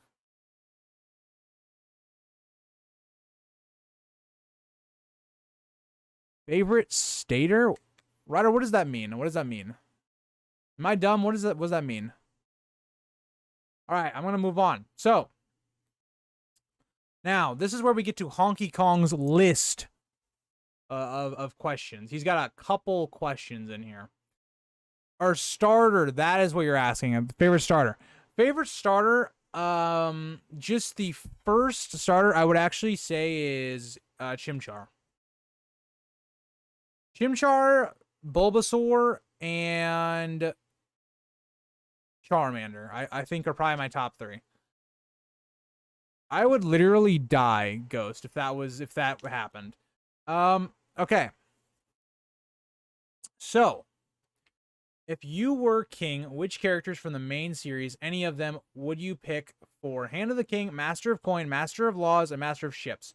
So the way I went about doing this is I wanted to stay very clear of picking any 2 people from like the same kingdom or the same allegiance, more or less. So I'm going about this that we're Robert Baratheon at the beginning of the story. Who would I want? Now, I decided to go with my Hand of the King was Tywin. He just knows how to run a kingdom. I know he has his own political things he wants getting done or whatever. But the dude just is probably the best hand you could possibly have. So I picked Tywin for hand. Master of Coin, I picked Mace Tyrell. Just need a rich bastard in there. Makes the Tyrells happy. Yeah. Master of Laws, Stannis. Stannis is just the guy who knows the laws the best, I feel like. I think he would be a pretty good Master of Laws. I'd also consider putting Ned in here, but I don't think Ned would want it. So I give it to Stannis. And then Master of Ships, I gave to Wyman Manderly. I didn't want to pick the red wines. I could have picked a Greyjoy. Maybe I could have picked Balon, but I just can't stand Balon.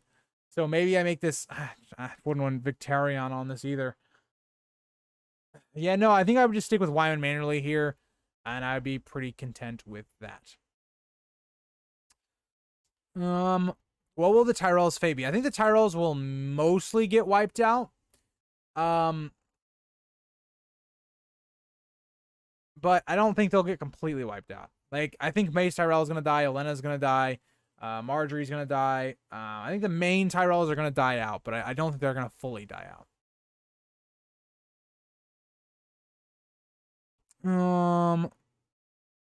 Hi, random stuff. How are you? I agree, Bill. I don't know why they did that. Raikou is my favorite legendary, and common has to be Salamence. That's a good one. What's your favorite bastard surname? I kind of like Snow. I know it's basic, but I kind of do like Snow. Snow or Rivers. I like both of those. I think those are both good.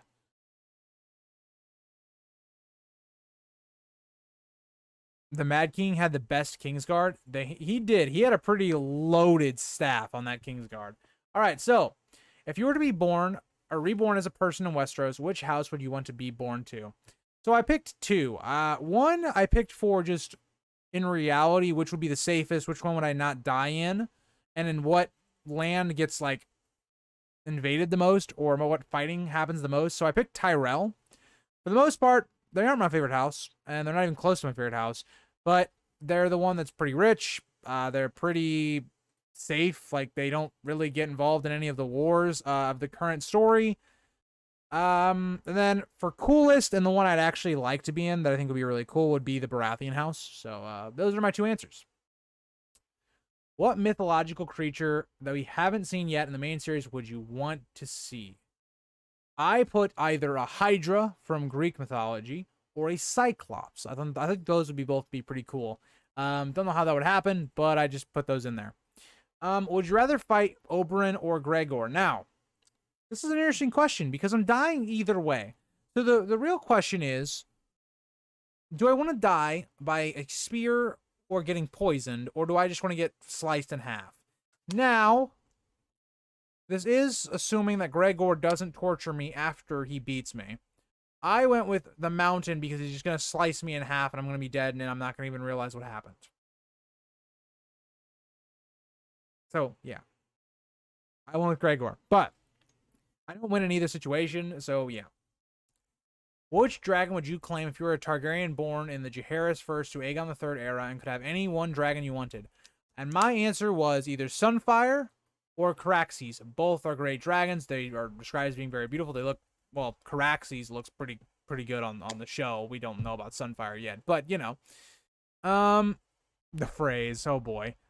Baratheon's because you'll most likely get the best physical strength. It's not all about physical Ghost. But that is, yes, that is true.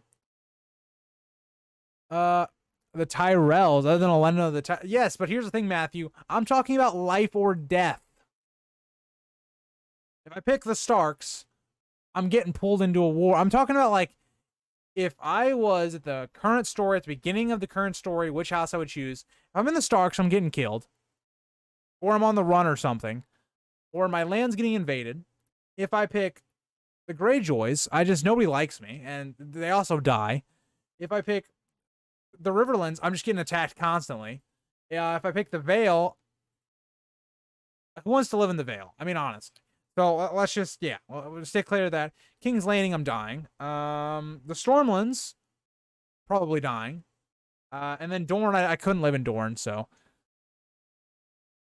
Random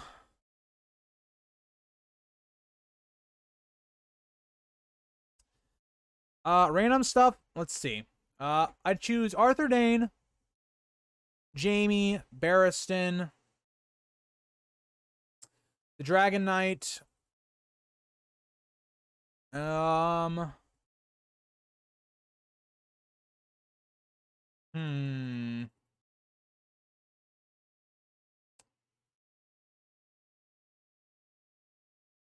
Mr. Went, we'll go that way.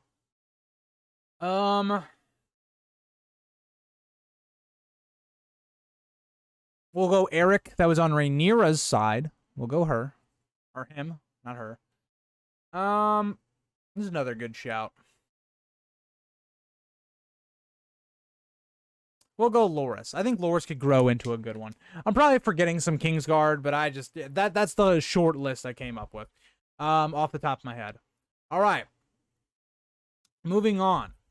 If you could add one more fantasy race to A Song of Ice and Fire, which would it be? My answer is Murlocs. I went with tribal, intelligent orcs that lived in Essos.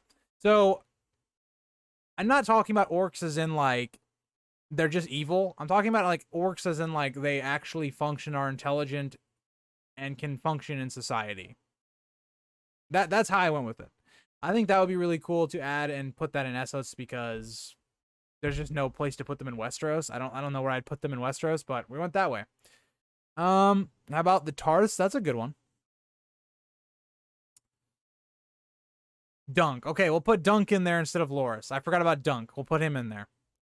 The next question was, how quickly would the Lich King own Westeros? I don't know who the Lich King is, so I don't know how to answer this question. So chat, you answer this question instead. You get to marry 2 women from Game of Thrones like Aegon the Conqueror did. Which 2? I am only marrying 1 woman because I don't think it's right to marry 2 women. It's not my religious beliefs. So I'm going to go with Arianne. Now, you might be saying, okay, why Arianne?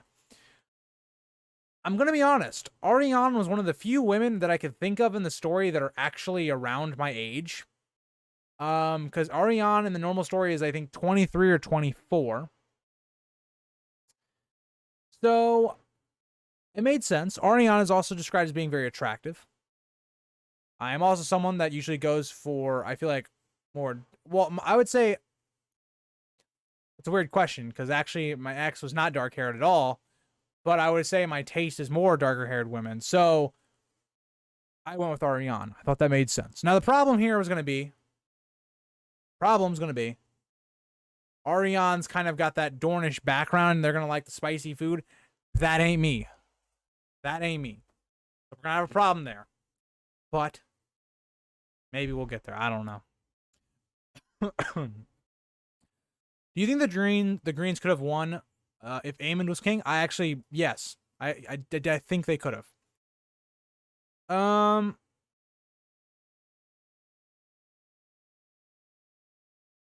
Maybe Woozy. Maybe. I don't know. He's from World of Warcraft? I don't play World of Warcraft. I've always thought about doing it, but I have never played World of Warcraft. Would you prefer for A Song of Ice and Fire to be taking place in George's Thousand Worlds universe, or to be totally unconnected to any of that setting? I didn't know what that meant, so I just put in unconnected, basically. So, yeah. Moving on. If Daenerys, her dragons, her armies, and her entourage were all zapped back in time to the Dance of the Dragons, specifically as a third claimant to make the dance a 3-way war between the Greens, the Blacks, and Daenerys, how well do you figure she does? So, also he says she has to go to Westeros from Essos to start. So she's not teleported into Westeros. I put she's going to get destroyed.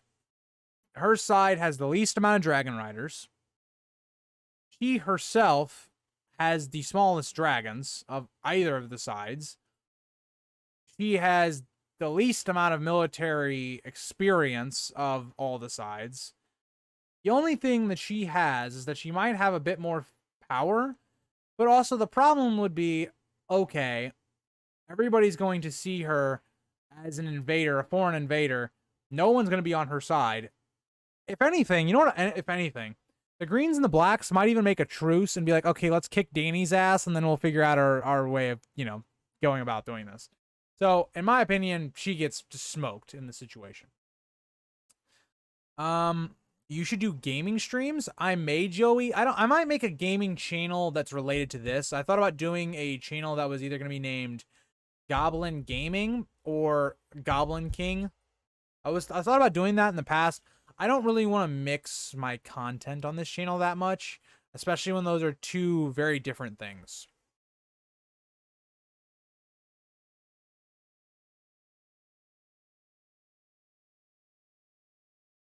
I think it's possible, J-Lord. That's a possibility. I don't know, though. I agree, Matthew, on that. Austin Stewart asks, what is going to happen to Penny? I really don't know. I really sat here and thought about this question for a while, and I think Penny's main goal of the story has always been trying to bring Tyrion back into the light, and I think she slowly is going to do that. But happens after that? What's the point of her character after that? And I've always thought that Penny is going to die one way or another. I don't know how that's going to happen. Tyrion thinks that maybe she's gotten the flux. Possible, maybe she dies in the Battle of Meereen, because as we got with the sample chapter in Winds of Winter, they're preparing for the battle as it's going on. I don't know. What do you guys think is going to happen to Penny? I think she's going to die. Have you ever considered writing in A Song of Ice and Fire fanfiction? I have not. That's a lot of work for me. And I think there are people that could do it better than me, so I'd probably just leave it to them.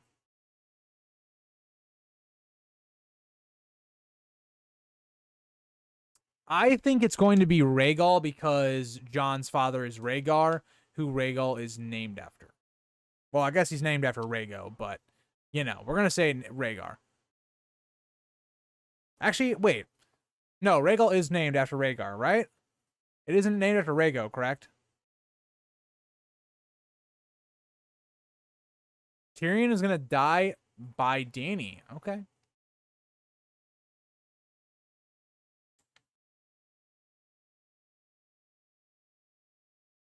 Ghosty, I think that's possible. I don't know. I never thought about it. I guess I thought, you know what? Sure.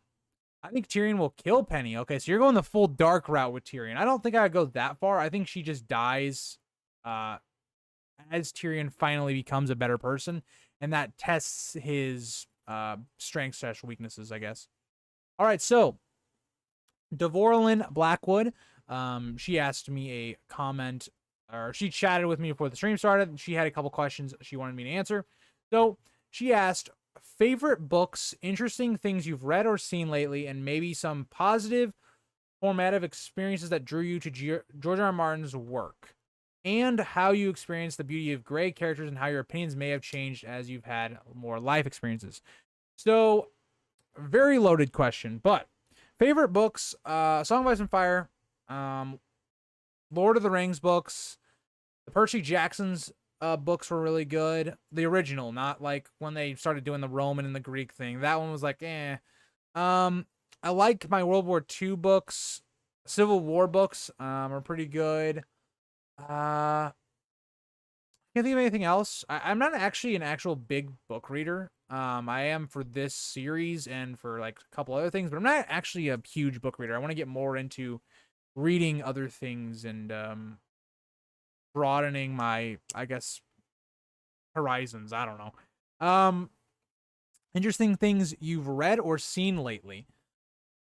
Something that I think is very interesting that I've read lately would be, it's very interesting when you look at history. So, for instance, I'm reading, again, this book on Hitler and Stalin, and it goes a lot into the states of the military before the wars started. And you really understand, like, how much pride Hitler and Stalin both had, to where people, their generals were telling them, for this war, we needed long-range aircraft, so that, this is from the German side, that they'd be able to hit the Soviet Union at longer ranges and be able to cripple them militarily. Hitler didn't really listen. And also, if you look at even Stalin, where for the longest time, right, they were ignoring the idea of building up the military and making more tanks and kind of advancing their military. Was something that kind of like the French end up getting caught up, where they're using a lot of outdated and old stuff, where that was kind of how it was in Soviet Union for a while. So I just thought those were kind of interesting things. I always find World War II stuff very interesting. Positive experiences that drew you to George R. R. Martin's work.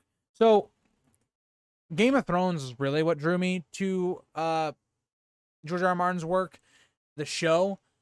And what brought me to it, there's not really a big elaborate answer, because my dad got me into it. We started watching it when I was in, I don't remember exactly what grade. It was either 7th or 8th grade. So again, very young when I was seeing this stuff. And that's what kind of drew me into it. And what drew me into the actual story was, again, I remember I was at a very young age where I was very impressionable on the ideas that the heroes always won, that a lot of characters were one note because I was very interested in, you know, Star Wars. Star Wars is not one note, don't get me wrong, but when you're viewing it as a child or younger, you view it more as good versus bad. And it is inherently that, but it's a little deeper than that. Lord of the Rings, where it's kind of like that good versus bad thing, where I wasn't really into this idea of morally complex characters or this idea that the heroes don't always win. And that's what a lot of what drew me into George R. R. Martin's work. I think it's what drew a lot of people into his work with like characters, how complex they are. And Ned dying to me really is the part that really hooked me into the show as I was younger and drew me to read George R. R. Martin's books as I did later on in life. And when I read his books, so this is even the bigger part. So I read the books when I was in the middle of high school, where I was kind of coming to age, I guess, is how you would describe that. I don't know. Where I kind of grew up and felt a lot of the pains of characters like a Robb Stark, of Jon. Maybe not as much Dany, even though I kind of did, but just Dany's like, it's a different character as a male growing up. That a lot of the things that I read and that changed the way I viewed things. I've talked about this a lot on movies, TV shows. George R. R. Martin's work has changed how critical I am of things and what I look for in a good movie or story, where I'm looking for a lot of those elements of, is this plot consistent? Are these characters making rational human decisions? Does the plot have effects? Like a character doing this decision, does that actually impact the story? Or is that just some one note thing that never gets brought up again? That's something I talk about a lot when it comes to No Way Home, a movie that's beloved by people. But when you look at it like critically, it's something that like it doesn't really hold up in my opinion. But that's just Marvel as a whole. And that has changed how I view people as a whole. Where I think as I was younger, I judged people a lot more. Growing up as someone that was very religious, and I don't know how to say this, but like, where like I thought if you weren't like me, I guess, when I was younger, then you should be more like me, which is a very bad mindset. But George R. R. Martin's work helped me like see like how everybody kind of has their own thing going on, and life is not as one note as maybe other things make it seem.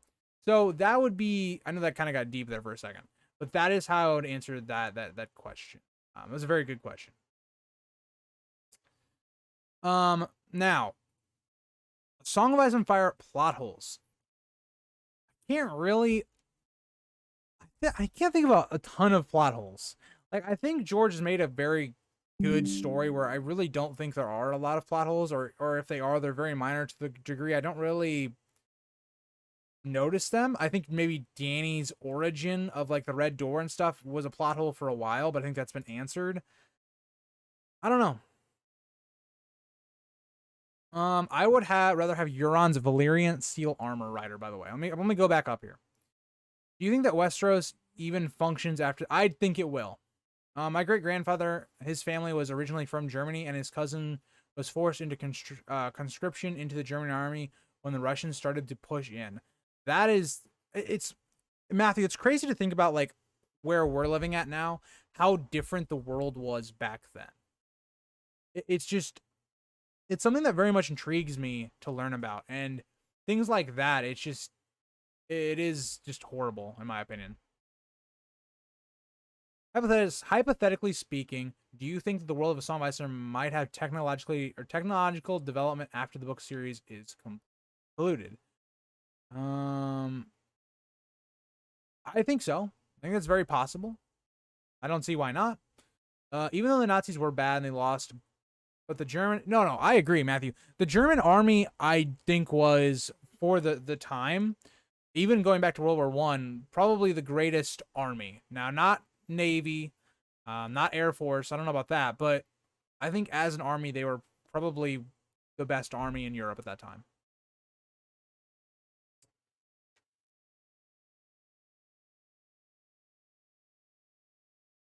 This is true. Fagon could ride a dragon. It is very possible. You like The Last Kingdom. Have you considered reading the books for that show by Bernard Cornwell? I have not, but I do want to get into them. Who do you think will be on Bran's council? I think Brienne being the Lord Commander makes a lot of sense. So I can see that. I think the show did that right. I think... Does Tyrion I don't think Tyrion becomes Hand of the King. I mean, I could see it, but I couldn't see it. Who becomes Hand of the King?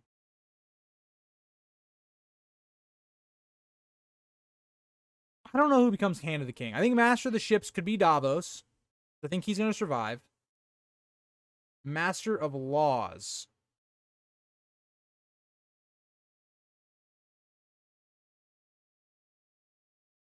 I think if Tyrion is on this council, it could be as Master of Coin, not as Hand of the King.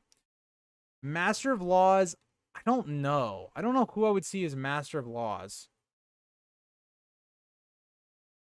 Maybe Edmure. Maybe Edmure gets put in that role. I could see that. Maybe Edric. Maybe Edric Storm gets put in that role. I don't know. Those are some of the options. I'm not completely sure, though.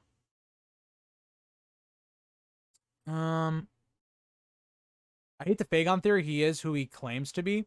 I think both are good theories. I've done a video talking about why he is a Targaryen and why he is a Blackfire, and I like both. I just think if he's a Blackfire, it makes the story a bit more interesting, and I think it's foreshadowed a bit more than him actually being a Targaryen. That's true, Cam. That is true. But yeah, I agree with you. That is a big plot hole.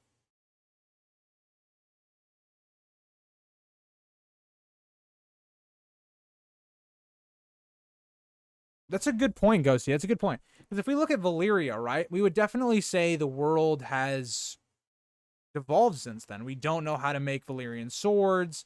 Even our architecture is nowhere near as good.